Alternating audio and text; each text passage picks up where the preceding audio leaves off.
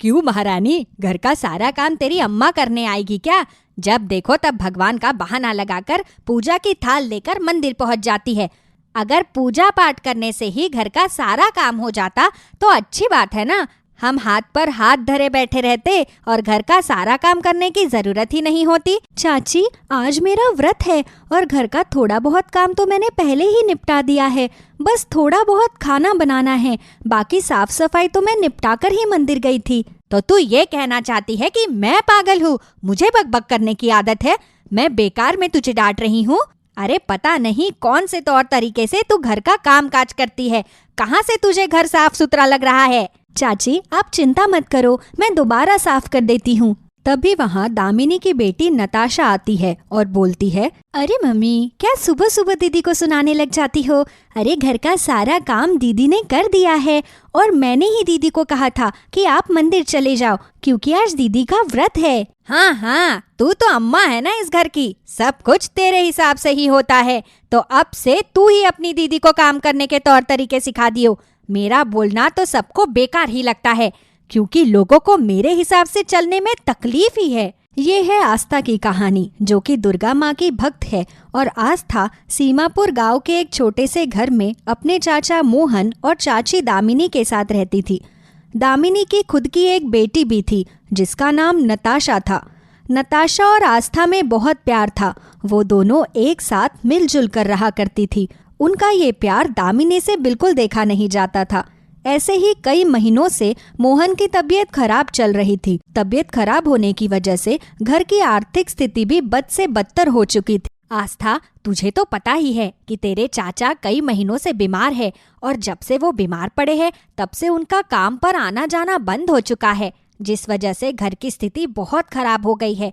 तुझे तो पता ही है, घर में खाने वाले इतने हैं और कमाने वाला केवल एक। हाँ चाची, मैं अच्छे से समझ रही हूँ कि आप क्या कहना चाहती है। आप बिल्कुल भी चिंता मत कीजिए, मैं कल से ही काम ढूंढना शुरू कर देती हूँ। मैं जानती हूँ कि जब से चाचा जी बीमार पड़े हैं तब से हमारी स्थिति बहुत खराब हो गई है। चलो अच्छी बात है कि मुझे तुझे ज्यादा नहीं समझाना पड़ा। कल से ही काम ढूंढना शुरू कर दे और जो भी थोड़े थोड़े पैसे आएंगे उससे हमारी मदद हो जाएगी। घर में राशन भी डलवाना है, मगर मैं क्या करूँ, मेरे पास 1 रुपया भी नहीं है। चाची, आप बिल्कुल भी चिंता मत करो, मैं कल ही अपने लिए काम देखना शुरू कर देती हूँ। आस्था को घर के बुरे हालात देखकर बहुत बुरा लगता है। अब आस्था अपने लिए काम देखना शुरू कर देती है। जगह जगह धक्के खाने के बाद आस्था एक सिलाई की फैक्ट्री में जा पहुंचती है जहां बहुत सारे वर्कर्स काम कर रहे थे। आस्था को अंदर इंटरव्यू के लिए बुलाया जाता है। तो मैडम, आपको सिलाई आती है?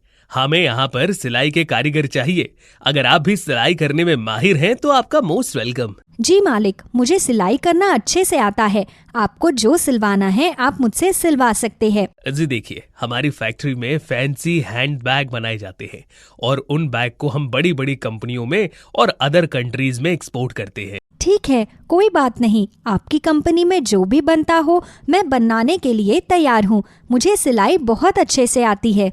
आस्था को सिलाई का काम मिल जाता है। अगले ही दिन से आस्था घर का सारा कामकाज निपटा कर और दुर्गा माँ के दर्शन करके अपनी सिलाई वाली फैक्ट्री में चली जाती है। पहले ही दिन आस्था का काम फैक्ट्री के मालिक को बहुत ही पसंद आता है। सबके सामने वो आस्था की खूब तारीफ करते हैं। ऐसे ही कुछ दिन और बीत जाते हैं। आस्था के नए नए अलग अलग प्रकार के डिजाइन देखकर फैक्ट्री का मालिक बहुत खुश होता है। वो रोज आस्था की खूब तारीफ किया करता था। ऐसे ही एक दिन फैक्ट्री का मालिक सबके सामने आस्था से कहता है, मैं आप लोगों के सामने आस्था को इस फैक्ट्री का मैनेजर बनाता हूँ क्योंकि आस्था बहुत होनहार वर्कर है। बहुत ही कम समय में आस्था से हमें बहुत प्रॉफिट हुआ है। अरे, आस्था की वजह से हमारी फैक्ट्री से बहुत सारी बड़ी बड़ी कंपनियां जुड़ चुकी हैं। हर किसी को हमारी फैक्ट्री के बैग पसंद आ रहे हैं। सच में आस्था, तुम हमारी फैक्ट्री में लक्ष्मी बनकर आई हो। अरे, तुम्हें देखकर ऐसा लगता है जैसे स्वयं दुर्गा माता हमारे सामने खड़ी है। धन्य हो तुम देवी, धन्य। अरे मालिक, ये तो आपका बड़प्पन है कि आपने मुझे देवी माँ का दर्जा दिया, वरना मैं तो एक मामूली सी इंसान हूँ। और मुझे अच्छा लग रहा है ये सुनकर कि मेरी वजह से आपको और आपकी फैक्ट्री को मुनाफा हुआ है। और नहीं तो क्या, ये जो कुछ भी हुआ है वो सिर्फ और सिर्फ तुम्हारी वजह से हुआ है। इसीलिए तुम्हारी सैलरी दुगनी बढ़ाई जाती है। और हाँ, कल से तुम कोई काम नहीं करोगी, बल्कि तुम्हारा काम है लोगों से काम करवाना। आस्था का प्रमोशन हो जाता है। ये देखकर फैक्ट्री में कुछ लोग तो बहुत खुश थे, लेकिन वही कुछ लोग नाराज भी थे। इस फैक्ट्री में काम करने वाली 2 औरतें, जिनका नाम मधु और बबीता था, वो दोनों काफी समय से इसी फैक्ट्री में काम किया करती थी। उन दोनों से आस्था की तरक्की देखी नहीं जा रही थी। वो दोनों मन ही मन आस्था से जलने लगती है। इस फैक्ट्री में काम करते करते लगभग 7 साल हो चुके हैं हमें, लेकिन आज तक हमारा कोई प्रमोशन नहीं हुआ है। अरे यहाँ तक कि हमारी तनख्वाह भी नहीं बढ़ी, लेकिन उस लड़की को 1 महीने के अंदर अंदर मैनेजर बना दिया। ऐसा क्या है उस लड़की के अंदर? जो काम उसे आता है वही काम तो हम भी करते हैं ना, फिर इतना भेदभाव क्यों हमारे साथ? मुझे तो बहुत गुस्सा आ रहा है। दिल तो कर रहा है कि उस लड़की को रास्ते से हटा ही दूं। ना रहेगी वो और ना होगी उसकी तरक्की। तू बिल्कुल सही कह रही है। अरे हम तो काफी पुराने हैं, लेकिन तब भी हमारी तनख्वाह 20,000 रुपए है, और वो कल की आई हुई लड़की 1 महीने के अंदर 50,000 रुपए की सैलरी पर आ गई।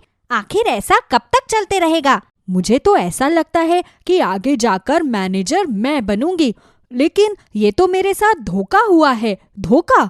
मैं उस लड़की से इस धोखे का बदला तो लेकर ही रहूंगी। ऐसे ही आस्था खुशी खुशी मंदिर जाती है और दुर्गा माँ का आशीर्वाद लेती है, और फिर अपने घर चली जाती है और अपने परिवार वालों को ये सारी बात बताती है।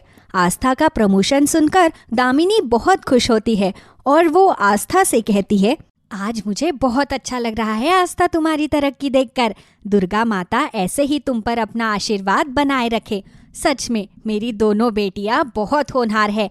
आस्था, मुझे माफ कर देना, मैं हमेशा से तुम्हें सुनाती रहती थी, लेकिन तुमने आज तक कभी मुझे पलटकर जवाब नहीं दिया, और आज हमारे ऐसे बुरे वक्त में तुमने एक बेटा बनकर हमें संभाला है।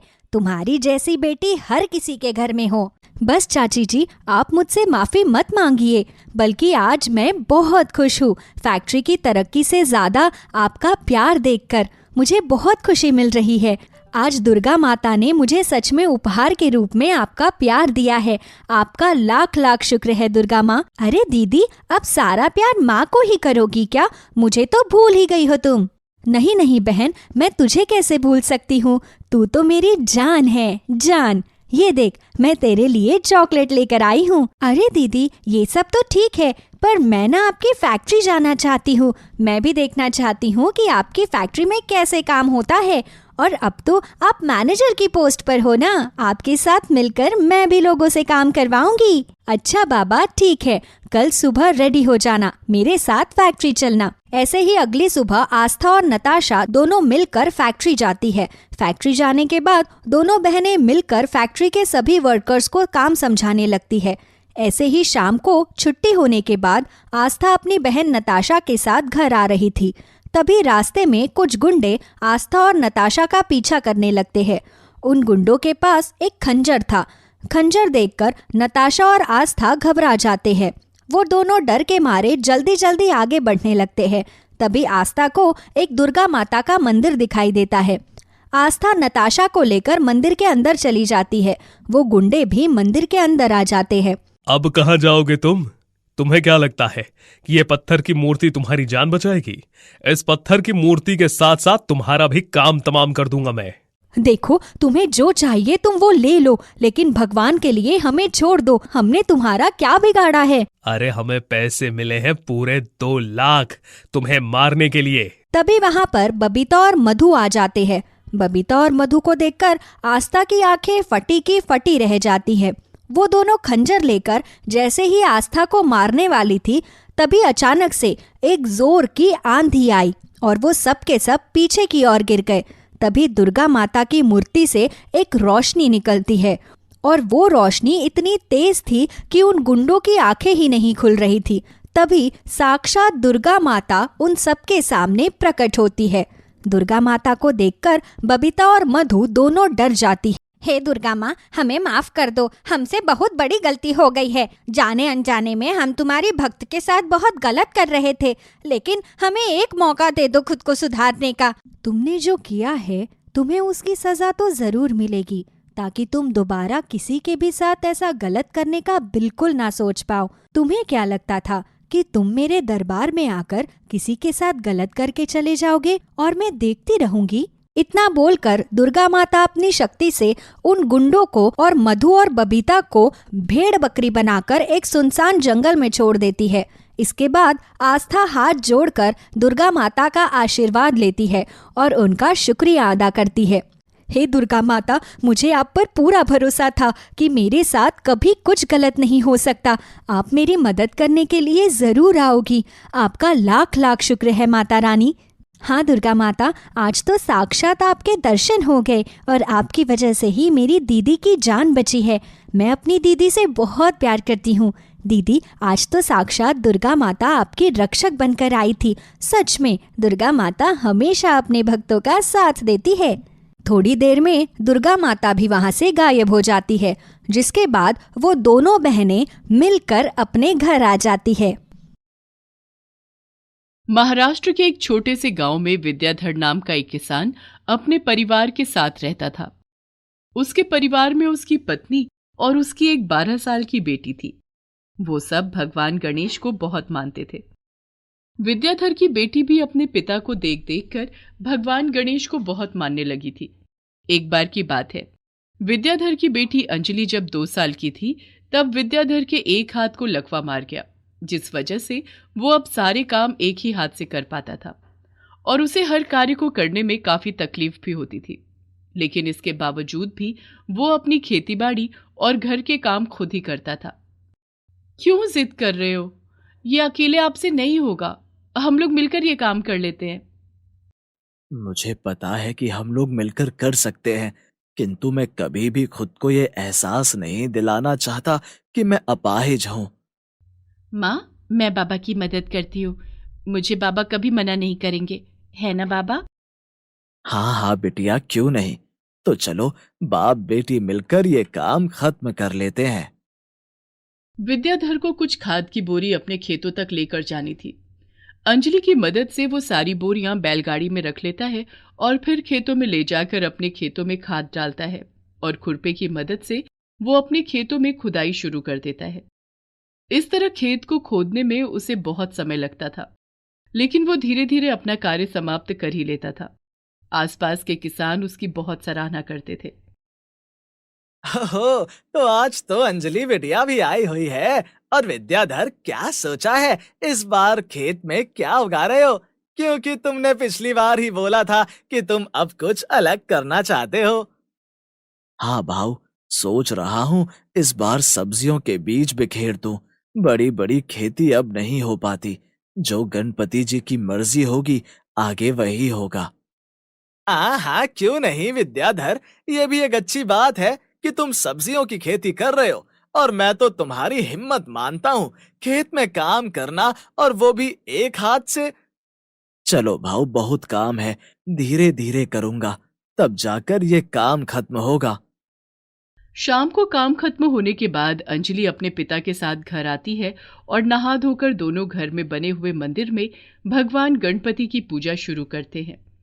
ये विद्याधर का रोज का नियम था कि शाम को घर में गणपति के आगे दिया वही जलाता था। आज अंजलि उसे बोलती है, बाबा आओ, आज हम दोनों मिलकर भगवान गणेश को प्रणाम करते हैं। बेटा, वो तो हम दोनों रोज करते हैं। मैं तो रोज ही मन भगवान गणेश को प्रणाम कर लेता हूँ। मुझे पता है बाबा, लेकिन आज हम हाथ जोड़कर गणपति को प्रणाम करेंगे। लाओ अपना हाथ दो और एक हाथ मैं उसमें लगा देती हूँ, तो देखो हो गए ना। हम दोनों हाथों से भगवान गणपति को नमस्कार करते हैं। ये देखकर विद्याधर बड़ा खुश हो जाता है और अपनी बेटी को आशीर्वाद देता है। सब लोग खाना खाकर सो जाते हैं कि अचानक रात को विद्याधर की पत्नी के पेट में बहुत तेज दर्द होता है। विद्याधर उठकर उसे दवाई वगैरह देने के बाद वहीं बैठकर उसका ख्याल रखने लगता है, लेकिन दर्द था कि रुकने का नाम ही नहीं ले रहा था। किसी अनहोनी की आशंका के चलते हुए तभी के तभी विद्याधर अपनी बैलगाड़ी तैयार करता है और अपनी पत्नी को उसमें बिठाकर गांव के हॉस्पिटल में ले जाता है। अच्छा हुआ आप इन्हें समय रहते ले आए, इनका अपेंडिक्स बढ़ गया है, हमें अभी ऑपरेशन करना पड़ेगा। आप ऐसा करो, सुबह तक काउंटर पर पैसे जमा करा देना। डॉक्टर साहब, क्या मुझे बताओगे कि कितना खर्चा आ जाएगा? यही कोई 20-25 हजार रुपए। ये सुनकर विद्याधर के पैरों के नीचे से जमीन निकल जाती है। हे देवा, ये क्या हो गया? घर में भी इतने पैसे नहीं हैं, पर अब तो मुझे कुछ करना ही होगा। तभी विद्याधर घर आता है और घर में रखे हुए पैसे देखता है। बैंक के पैसे भी वो चेक करता है, लेकिन तब भी कुल मिलाकर उसके पास 10,000 रुपए होते हैं। वो भागा भागा अपने दोस्तों से मदद के लिए बोलता है, किंतु सब उसी की ही स्थिति के किसान थे। आखिर में विद्याधर जमींदार के पास जाता है। देख विद्याधर, पैसे तो मैं तुझे दे दूंगा, लेकिन तुझे कुछ गिरवी रखना होगा। क्या रखूं? मेरे को तो कुछ समझ ही नहीं आ रहा, और बगैर रखे जमींदार पैसा नहीं देगा। मालिक, मैं अपने खेत आपके पास गिरवी रखता हूँ, आप मुझे 20,000 रुपए दे दो। जमींदार तभी के तभी विद्याधर से पेपर पर साइन करवा लेता है और 20,000 रुपए उसके हाथ पर रख देता है। विद्याधर हॉस्पिटल जाकर पैसे जमा कर अपनी पत्नी का इलाज करवाता है और 2-3 दिन बाद जब वो अच्छा महसूस करती है तो उसे घर ले आता है। कई दिन विद्याधर दिन रात अपनी पत्नी की सेवा करता है। सुनो जी, अब मैं काफी ठीक हूँ और अंजलि तो है ना मेरी मदद करने के लिए। आप खेत पर क्यों नहीं जा रहे? इस तरह तो फसल खराब हो जाएगी। हाँ हाँ, मैं चला जाऊंगा, बस तू पहले अच्छी हो जा। बाबा, आप आराम से खेत पर जाओ, मैं माँ को देख लूंगी। विद्याधर मन ही मन भगवान गणपति को बोलता है कि भगवान, अब मैं कैसे बताऊं कि मेरे पास तो खेत ही नहीं रहे। मेरे देवा, इस मुसीबत से मुझे बाहर निकाल और मेरी मदद कर। अंजलि और अपनी पत्नी को ये बोलकर कि मैं खेतों पर जा रहा हूं, वो बाहर चला जाता है और फिर गांव के कुछ अमीर लोगों के यहाँ जाकर काम के लिए बोलता है। एक आदमी अपने खेतों में काम करने वाले की तलाश कर रहा था। जब विद्याधर उसे बोलता है तो वो बोलता है, विद्याधर, तुम्हारी तो हालत देखकर मुझे नहीं लगता कि तुम खेत पर काम कर पाओगे। नहीं नहीं भाऊ, मेरे हाथ की तरफ मत देखो, मैं अपने खेतों को खुद ही देख रहा था। बस कुछ जरूरत आन पड़ी तो इसीलिए अभी खेत जमींदार के यहाँ गिरवी रखे हैं। खाली बैठ गया तो घर कैसे चलेगा, इसीलिए मेरे हाथ की तरफ मत देखो, मुझे काम दे दो। ठीक है भाई, तुम कहते हो तो मैं यकीन कर लेता हूँ। जाओ तो फिर मेरे खेतों को संभाल लो। लेन देन की बात करने के बाद विद्याधर उसके खेतों में काम करने लगता है और घर आकर वो अपनी पत्नी का भी ख्याल रखता। अंजलि और विद्याधर सुबह शाम भगवान गणपति की पूजा करते। दिनचर्या इसी तरह चल रही थी कि एक दिन अंजलि बोलती है, बाबा, मैं कितने दिनों से देख रही हूँ, अब आप मुझे खेतों पर लेकर नहीं जाते। आज मैं भी आपके साथ खेतों पर जाऊंगी। अरे बेटा, मुझे तो सुबह से शाम हो जाती है, वहां तू बोर हो जाएगी, इसीलिए अब नहीं लेकर जाता। तू अपनी माँ का ख्याल रख और घर का भी। वो तो मैं रखती ही हूँ बाबा, लेकिन कितने दिन हो गए, आज मुझे खेतों में जाना है तो बस जाना है। नहीं अंजलि बेटा, मैं तुझे खेतों पर लेकर नहीं जाऊंगा। विद्याधर अब अंजलि को क्या बताता कि उसके पास तो अपने खेत ही नहीं रहे, वो तो दूसरों के यहाँ काम कर रहा है। उसे मन ही मन बड़ा दुख होता है, लेकिन वो अंजलि से कुछ नहीं कहता और काम करने के लिए घर से निकल जाता है। रास्ते में जाते वक्त वो देखता है कि गणेश भगवान की मूर्तियां बननी शुरू हो गई हैं। तब उसे याद आता है कि अरे, अब तो गणेश चतुर्थी आने वाली है। हे गणपति देवा, मैंने आज तक कभी भी नियम नहीं टूटने दिया। मैं हर साल तुम्हें घर लेकर आता था, लेकिन इस साल मैं असमर्थ हूँ। ना तो मेरे पास पैसे हैं और ना ही मेरे खेत। पता नहीं देवा कब सब कुछ सही होगा।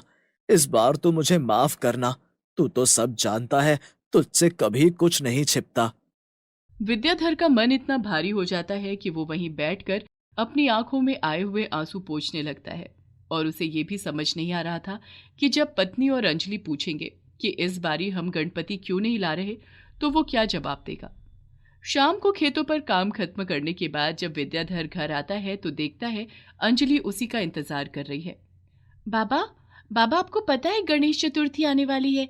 बाबा, आज मैंने बाजार में देखा, इतनी सुंदर सुंदर मूर्तियां हैं कि बस पूछो ही मत। बाबा, इस बारी हम बड़ी वाली मूर्ति लेकर आएंगे और मैं खुद मंदिर को सजाऊंगी। क्या हुआ? आप इतने परेशान क्यों लग रहे हैं? मैं भी हैरान हूँ। गणेश चतुर्थी आने वाली है और आप में इस बार कोई उत्साह ही नहीं दिखाई दे रहा। अभी तो देखो कितने सारे काम पड़े हैं। घर की साफ सफाई भी करनी है, अंजलि के लिए कपड़े भी बनवाने हैं और गणपति के लिए सामान भी लाना है और भोग के लड्डू भी बनाने हैं।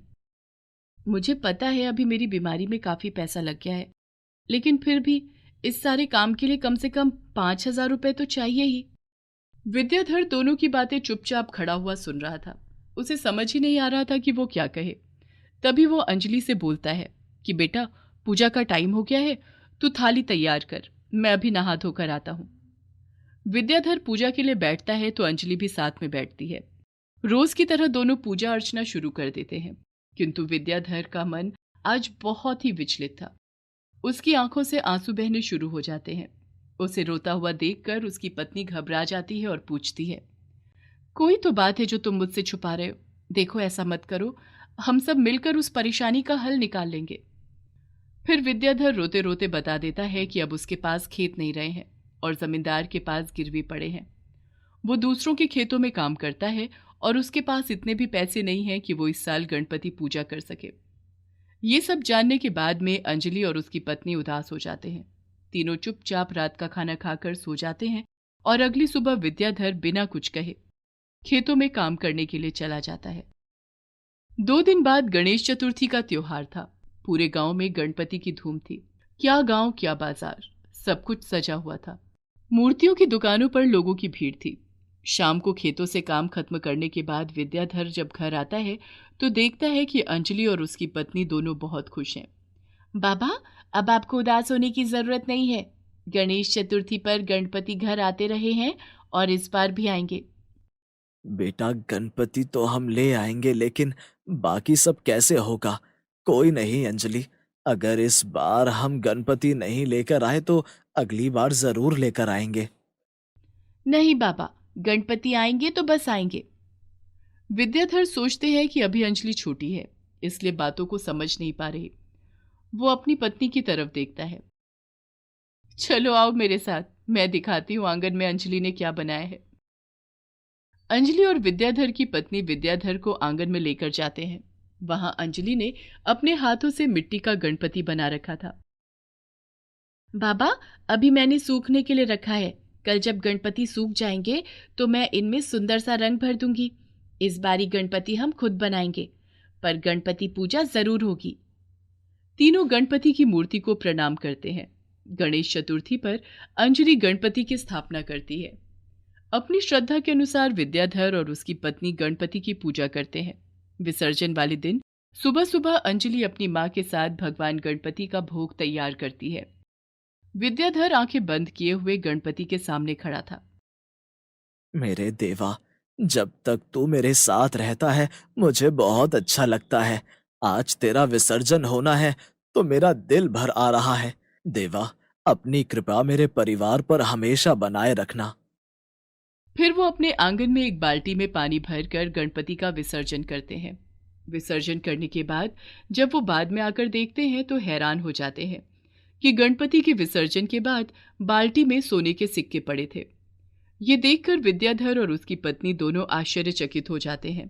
तभी विद्याधर प्रणाम करने के लिए जैसे ही अपना एक हाथ उठाता है तो वो देखता है उसका दूसरा हाथ भी काम करने लगा है। वो घुटनों के बल बैठकर रोने लगता है। गणपति की कृपा से अब उसका हाथ भी ठीक हो गया था। अंजलि और उसकी पत्नी दोनों भी रोने लगते हैं। देवा, मैं समझ गया, ये तेरा चमत्कार है देवा। हर वक्त मुझे संभालता है। ये तो मैं शुरू से जानता था, आज अपनी आंखों से देख भी लिया।